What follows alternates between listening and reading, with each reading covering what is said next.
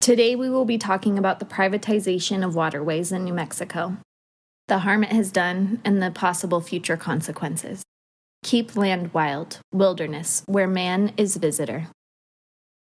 When New Mexico became a state in 1912, it was written and agreed upon that waterways were for the public, so long as they did not trespass across private land to access the waterway. The New Mexico Game Commission has played a large role in undermining the constitutional right set forth in 1912. In 1945, a case was taken to the New Mexico Supreme Court, New Mexico versus Red River Valley Company. When a corporation was trying to deny access to the Conchas Dam Reservoir, the New Mexico Supreme Court ruled that though the land around the reservoir was privately owned, the reservoir itself was to remain open to the public. This ruling reiterates the principle that our state was founded on. It appears the way of the world is money, but we can't allow things like our open space, our water, our enjoyment turn into commodities bought and sold for the enjoyment of few. On the Pecos River, there have been many issues of landowners hanging barbed wire fences, holding no trespassing signs through the river. This excludes a large group from accessing the water. What once used to be a fly fisherman's favorite river is now hardly walkable due to private owners and the lack of regulation on their ownership. Landowners should no longer be allowed to restrict access to waterways through the way of signs, fencing, and violence. Landowners have a responsibility of conservation. The privatization of waterways hurts people, and privatizing our waterways is only the start. The possibilities are endless to what people will lose if we continue to let the privatization of open space fly under the radar. This affects people. WebMD has a list of health benefits people gain from being outdoors. These include exercise, vitamin D, decreased anxiety, improved sleep, just to name a few. Another way people are suffering is through the conflict and violence between recreationalists and landowners. A case in Arizona led to a landowner being sentenced to 22 years in jail. He was out protecting what he felt was his, firing a gun at a group of 4 kayakers who passed through his land. He held 2 of them at gunpoint, nearly shot a third, and scared the 4th so much so that he hid in the forest and camped out until morning. This is just one story and one possible outcome, but the likelihood of these scenarios will increase seems certain. Then we can look at the loss of tradition. New Mexico is a state so tightly woven with traditions. As we can see from the Varela blog, the loss of access to the waterways greatly impacts the ability to share traditions from generation to generation. A very unsettling discovery in the waterways debate was how the state quickly and rather sneakily began a process to allow landowners to claim stream beds as private property. For the public, this should be concerning. The state had a special meeting with only 10 days' notice, which is much less than the standard 30-day. This raises the question for me. If they can so easily take away what has been the public's for so long, what's stopping them? And what's next?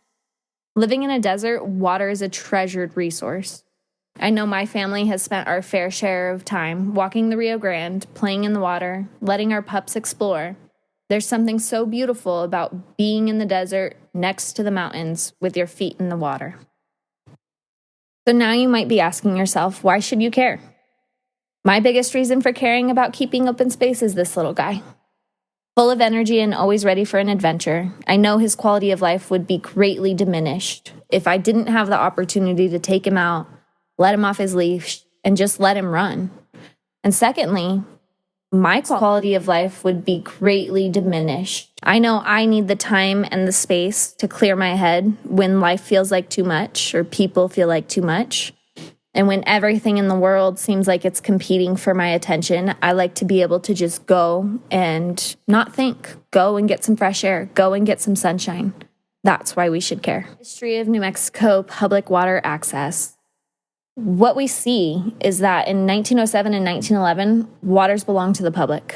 In 1945, we can see that Red River Valley Company attempted to challenge this, and again, the ruling was that water belongs to the public.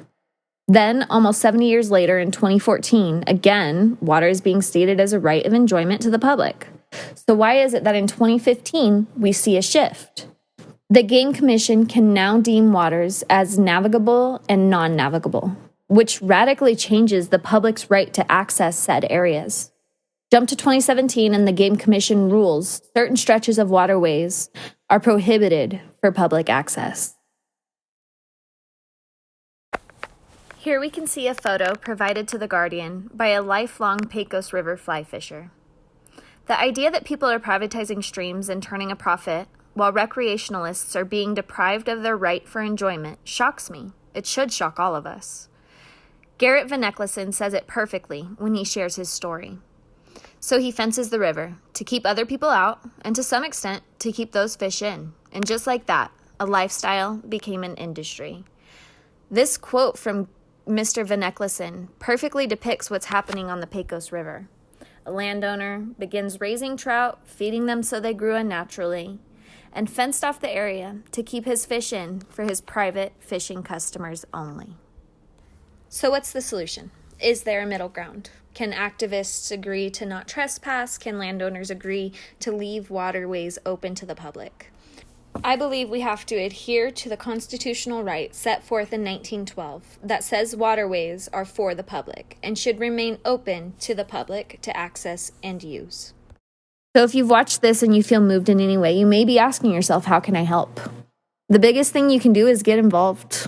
Do some research, find the activism groups that are changing what's happening in our government. The New Mexico Wildlife Federation and Backcountry Hunters and Anglers are two activism groups that are currently writing letters and going to things that are going to change what happens with our waterways.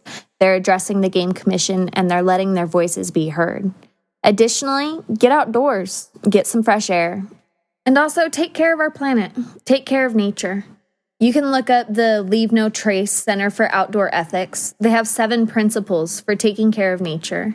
And I'll read them to you real quick, but I do encourage you, check it out. It's really amazing what people are doing and what we can do when we come together. So they say you should plan ahead and prepare. Travel and camp on durable surfaces. Dispose of waste properly. This means don't litter. New Mexico is horrible for that. You can go anywhere on the mesa, on the river, and find garbage. Don't do that. And leave what you find. Don't take things from nature that don't need to be taken. Minimize your campfire impacts. Respect wildlife. Bears, mountain lions, those things, they live there. Let them live there. And then be considerate of other visitors. Those are 7 principles that I think we all should live by.